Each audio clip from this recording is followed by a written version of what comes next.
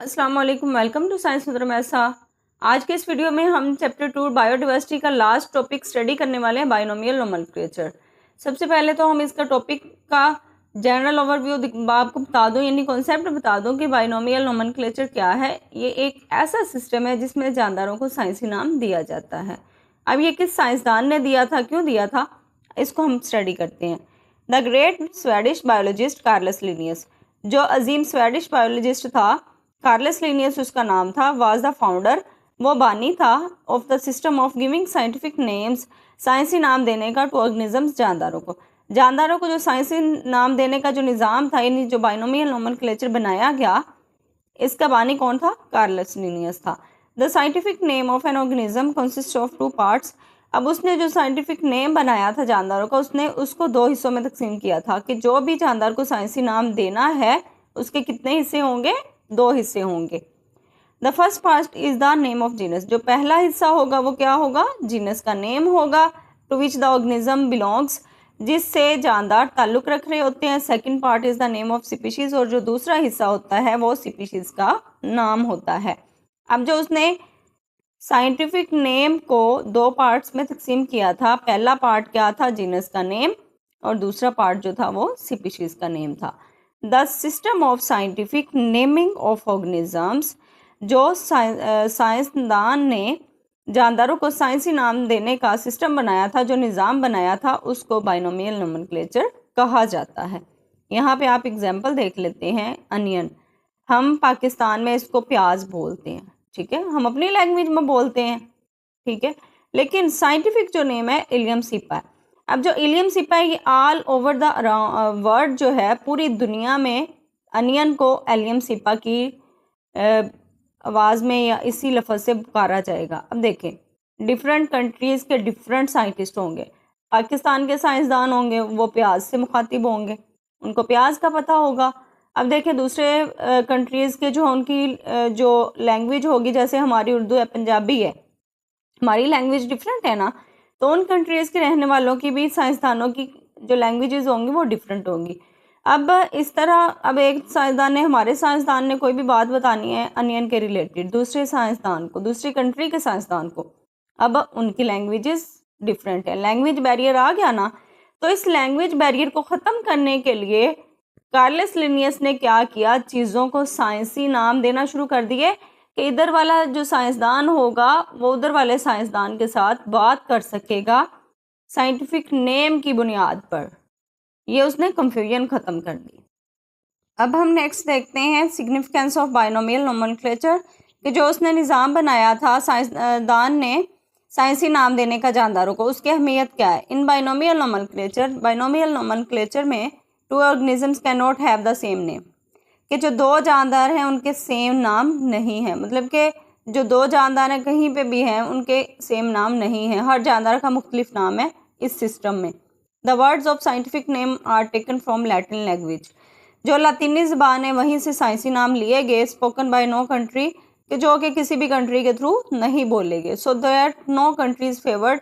अब देखें ना कि किसी भी कंट्री की लैंग्वेज, अब कंट्री की लैंग्वेज जो है लैटिन लैंग्वेज को यूज़ किया गया है, लेकिन जो साइंटिफिक नेम है वो किसी भी कंट्री के थ्रू नहीं बोले गए। अब देखें, हम जैसे अनियन कह रहे हैं, अंग्रेज़ इनको अनियन बोलते होंगे, हम प्याज बोल देते हैं, पंजाबी में अक्सर लोग बासल वासल बोल देते हैं। तो अब देखिए हमारी लैंग्वेज में तो हम ये स्पोक करते हैं ना इसको, अब उनकी कंट्रीज़ में, दूसरी कंट्रीज़ में उसको अनियन इंग्लिश में बोल देंगे, उनकी अपनी लैंग्वेज होगी, वो कोई भी एलियम सीपा नहीं कहता। तो वो कहते हैं कि जो ये इनके साइंटिफिक नेम रखे गए हैं वो किसी भी कंट्री से फेवर्ड नहीं है। The scientific name of an organism is same everywhere in the world, जो किसी भी जानदार का साइंसी नाम है वो दुनिया में कहीं भी है वो एक जैसा ही रहेगा। This system provides a standard way of communication. तो वह कहते हैं ये बाइनोमियल नोमेनक्लेचर जो है ये एक ऐसा सिस्टम है जो कि कम्युनिकेशन यानी मवासलात या एक दूसरे से बातचीत का जरिया मुहैया करता है। Whether the language of particular biologist is Chinese, Arabic, Spanish और इंग्लिश। वो कहते हैं जो साइंसदान है, चाहे उनकी ज़बान जो वो बोलते हैं इंग्लिश हो, चाहे स्पेनिश हो, चाहे अरेबिक हो या चाइनीज़ हो, वो इसके ज़रिए कम्युनिकेशन कर सकते हैं उनके साइंसी नाम की बदौलत।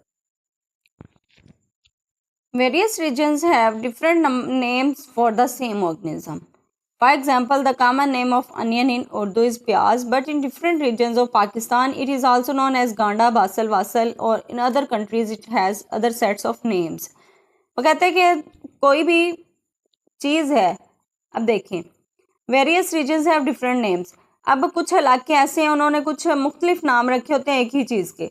यहाँ पे उन्होंने एग्जांपल दी है प्याज की. अब देखिए वो कहते हैं कि हमारे पाकिस्तान में मुख्तलिफ इलाके ऐसे हैं जहाँ पे हम उर्दू में उसको प्याज कहते हैं, और कुछ इलाके ऐसे हैं जहाँ पे उसको गंडा कहते हैं, कुछ इलाके ऐसे हैं जहाँ बासल कहते हैं, कुछ ऐसे हैं जहाँ वसल कहते हैं. लेकिन दूसरे कंट्रीज़ में भी तो यही हाल होगा ना कि एक ही चीज़ के कई कई नाम होंगे. In some cases several different organisms. अब कहते हैं कुछ केसेस ऐसे होते हैं, कुछ हालात ऐसे होते हैं कि मुख्तलिफ जो जानदार होते हैं उनको भी सेम नाम से बुलाया जाता है. उनका सेम नाम कैसे है? Blue bell. Blue bell is used for dozen of plants with bell shaped flowers. जो बेल की तरह के फूल होते हैं ना, उनका नाम रखा गया ब्लू बेल.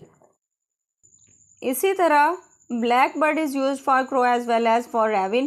के जो ब्लैक बर्ड है उसको कौवे के लिए इस्तेमाल किया जाता है और रेविन के लिए भी. अब ये सिग्निफिकेंस में उन्होंने ये चीज़ें बताई हैं कि अब चीज़ एक है, उसके कई कई नाम हैं, मुख्तलिफ इलाकों में उनके मुख्तलिफ नाम रखे गए हैं. तो इन कन्फ्यूजन्स को ख़त्म करने के लिए बाइनोमियल नोमेनक्लेचर एक पावरफुल चीज़ है जिसकी वजह से कोई भी कन्फ्यूजन नहीं रहती. Common names have no scientific basis. अब जो कॉमन नेम हम इस्तेमाल कर रहे होते हैं मुख्तलिफ चीज़ों के, तो उनकी कोई भी साइंसी बुनियाद नहीं है. मिसाल के तौर पर a fish is a vertebrate animal with a backbone. मिसाल के तौर पर जो मछली है ये एक वर्टिब्रेट जानवर है, उसकी रीढ़ की हड्डी पाई जाती है, उसके अंदर फिन्स भी हैं, गिल्स भी हैं. But several common names of silverfish, crayfish and jellyfish, starfish do not fit to the true definition of fish. लेकिन वो कहते हैं कि कुछ ऐसी फिशेज़ की इकसाम हैं जो कि फ़िश की तारीफ पर पूरा उतर नहीं रही. Rules of binomial nomenclature. The scientific naming of an organism is done in accordance with some international rules. Scientific naming जो थी, जानदारों को साइंसी नाम जो दिए जाने थे, ये कुछ बैनुल अक़वामी यानी इंटरनेशनल कानून थे, उनके अकॉर्डिंग दिए गए. Some important rules of binomial nomenclature are. अब जो अहम कवानीन हैं, अहम कानून हैं, अहम रूल्स हैं बाइनोमियल नोमेनक्लेचर के, ये वाले हैं. For scientific naming words are taken from Latin language. अब किसी भी चीज़ को या किसी भी जानदार को साइंसी नाम देने के लिए जो भी उसके लिए लफ्ज़ रखे जाएंगे, जो भी अल्फाज इस्तेमाल किए जाएंगे, वो लातीनी ज़बान से ही लिए जाएंगे. Every scientific name has two parts. ये हमने पीछे भी पढ़ा कि हर जो साइंसी नाम होगा उसके दो हिस्से होंगे. जीनस नेम पहले आएगा और बाद में स्पीशी नेम आएगा. Every scientific name should have to be unique. जो हर साइंसी नाम होगा वो एक यूनिक नाम होना चाहिए. Because the same name can not be used for naming two different organisms. वो कहते हैं कि हर साइंटिफिक नेम जो है वो एक यूनिक होना चाहिए, क्योंकि कि कोई भी दो चीज़ें ऐसी नहीं होनी चाहिए जिनके लिए एक ही नाम इस्तेमाल किया जाए. The first part of the name is genus. अब जो हमने पढ़ा ना कि उसके जो साइंटिफिक नेम देना उसके दो पार्ट्स होंगे, पहला जीनस नेम होगा और दूसरा स्पीशीज़ नेम होगा. अब जो फर्स्ट पार्ट होगा उसको कैपिटल लेटर्स के साथ लिखना है और जो सेकंड पार्ट होगा उसको स्पीशीज़ नेम के साथ लिखना होगा. यहाँ भी लिखा हुआ है कि genus name should begin with a capital letter. जो जीनस का नेम होगा उसको बड़े हरूफ के साथ लिखा जाएगा, जबकि जो जीनस के बाद स्पीशीज़ नेम आएगा, सेकंड पार्ट होगा, उसको हम स्मॉल लेटर से लिखेंगे. At the end of printing of scientific name, जब उसको उस साइंसी नाम को प्रिंट किया जाएगा, it should B typed in italics. तो उसको इटैलिक्स में किया जाएगा. इटैलिक वो ना थोड़ा टेढ़ा सा होता है लिखने में. When a scientific name would be hand written. अगर हम साइंसी नाम को हाथ से लिखते हैं, two parts of it should be separately underline. तो उनके जब दो हिस्से किए जाएंगे, यानी दो हिस्सों में जब नाम लिखा जाएगा तो उसके नीचे से ऐसे अंडरलाइन किया जाएगा. जो इटैलिक्स है उसमें जो लिखाई होती है वो थोड़ी ऐसे टेढ़ी सी होती है.